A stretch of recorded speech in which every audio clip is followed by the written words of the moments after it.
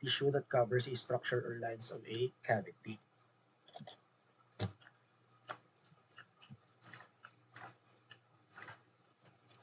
It consists of epithelium and the connective tissue. There are four membranes. Okay, four membranes. Tandaan, so four membranes, skin, mucous, serous, and synovial. Guys, tatlo kabilog ang internal. Isa lang yun ang external. Ano ini?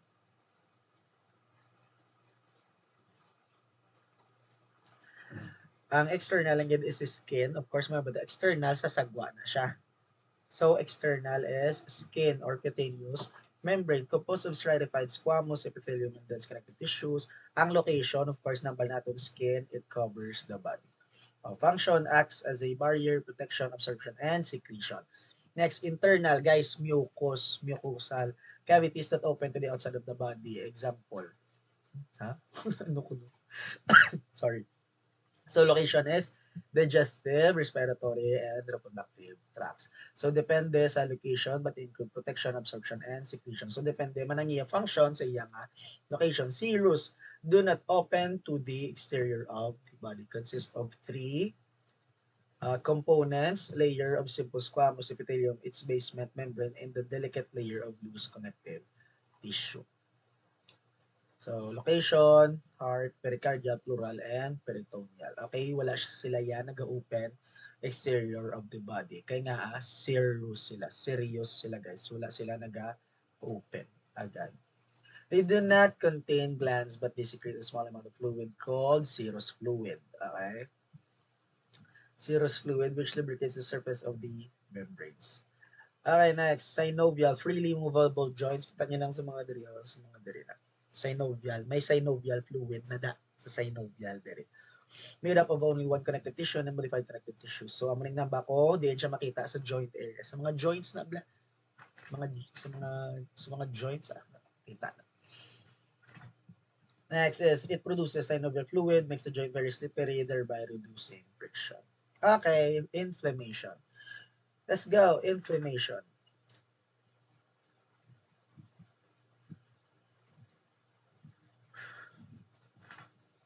Okay,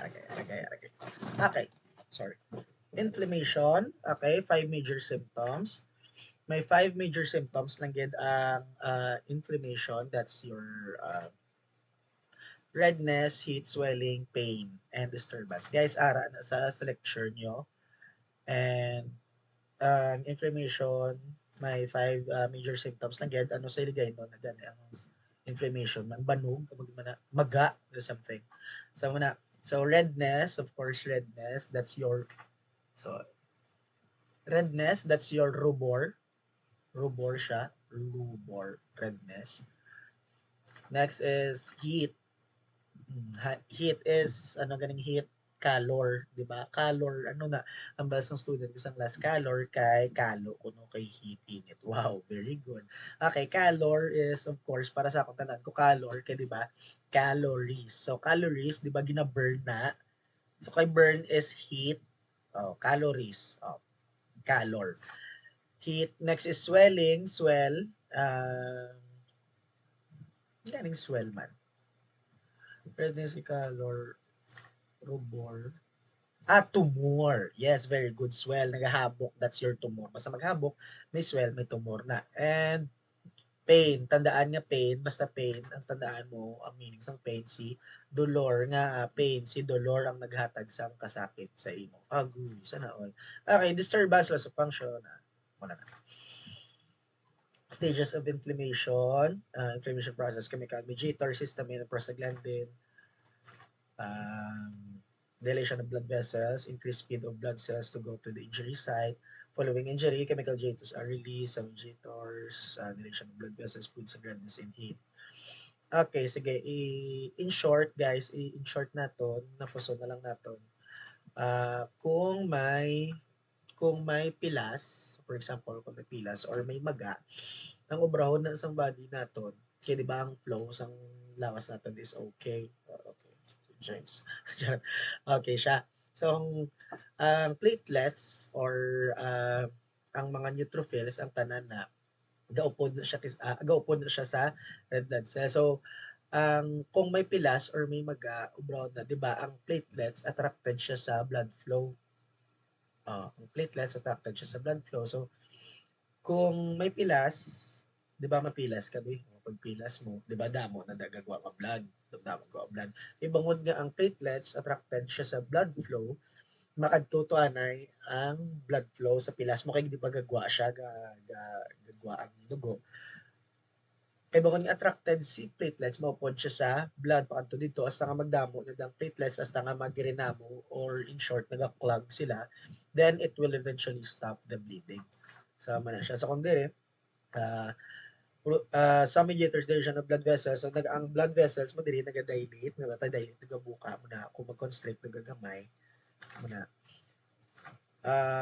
Redness and heat amo na gapula-pula siya, mag-inflame lang magmaga and dumainit siya guys. Okay? So increase the permeability of blood vessels. Permeable, mahulag or ano ganun word naman. First permeable. Ang nalipat ko sa tsakto ganyan definition na tsakto mahulag allowing liquids or gases to pass through it. Very good. Muna para hapos ang ang edema, swelling, neutrophil amo ni ang white blood cells, one type of blood cell that enters the tissue. It fights off infection, just like bacteria, neutrophils, and pus or okay, mixture of the neutrophils, other cells, and fluid that can accumulate. Okay, pain is caused by nerve endings similar to direct damage and some chemical mediators, chronic inflammation na chronic inflammation, it has no healing process occurred, loss of normal tissue by fibrous connected tissue and loss of normal organ and of course death. Chronic inflammation, a condition where prolonged inflammation, maganda ko, chronic gani, gadugay siya guys. Ang acute yan, dasig lang na. Chronic, gadugay, acute, dasig lang. So kay chronic, gadugay, inflammation, dugay nga, maga, or inflammation. A condition where prolonged inflammation results when the agent responsible for an injury is not removed or something interferes with the healing process. Amo na siya. So tissue repair is a substitution of viable cells for dead cells. Tissue repair can occur by regeneration or replacement or fibrosis. So tissue repair, kabilog, wait ko lang. Tissue membrane, tignan tayo. Okay. Wait lang.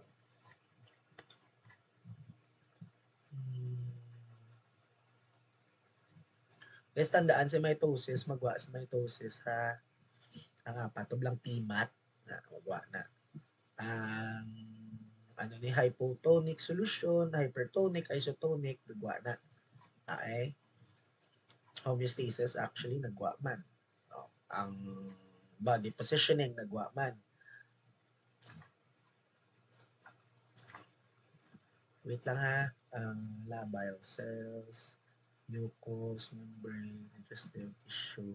Guys, ang mga membrane to lagi na ginamba ko serous membrane, mucous membrane, cutaneous. Guys, magwa to siya. Okay? Labile cells, damage to the cell. Okay. Yan na regeneration and fibrosis. Okay, sa regeneration, setup of cells as though that were destroyed. Nag-regenerate lang siya as the word itself. Sa fibrosis, new type of tissue develops. Okay, bago na. Mostly connected tissue lang. Makonect lang siya. Normal function is usually restored, produces a scar, and causes the loss of some tissue function. Actually, doon pag-intindi ko sa fibrosis, kasi do same lang na ba sa keloid. Well, search tabi. Kaya mo na ako pag-intindi sa keloid. Ano yung keloid? Keloid fibrosis. Very good. Sabi na siya. Are fibroblasts involved in keloid formation? Remains unclear. Unclear. So, to be the main cells that involve. Okay, sakto man. So, fibrosis or fibroblast man gid ang rason or main cells nga amay keloid. So, amo ni siya si fibrosis, si keloid ni siya. Yeah.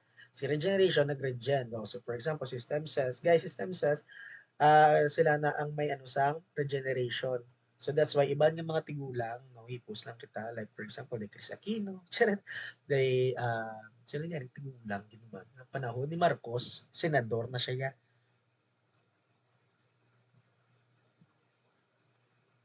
Si Enrile. Very good si Enrile. I don't know. Basta healthy lang din siya. Okay. So, na stem cells, kay mahal-mahal. Manig guys. Afford man nila. Self-renewing and differentiated cells that continue to divide throughout life. Differentiated cells are the same as dead cells. Example, skin, mucous membrane, skin, tiya, manadoba, taon, japan, So, guys, cells are classified into three groups according to their ability to regenerate: labile, stable, or permanent cells. Guys, magwa sa exam. Tandaan ni labile cells continue to divide throughout life. It includes adult stem cells and other cells of the skin, mucous membrane, hematopoietic lymphatic cells. Stable, such as connective tissues and glands. Permanent, have a very limited ability to replicate, and if killed, they are usually replaced by a different type of cell. Okay, tandaan.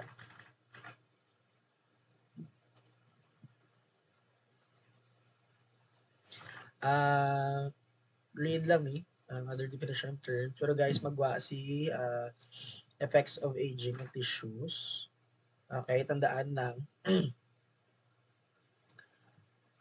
kung nagatigulang, ari na, in short, kung nagatigulang guys, naga-reduce lang ang flexibility and elasticity. Uh, as injuries. So, prone sila sa injuries. So, basta kung tigulang nagahina, ginaya, ang elasticity sa tissues, kag ang flexibility, magtigulang. And that's it. Next.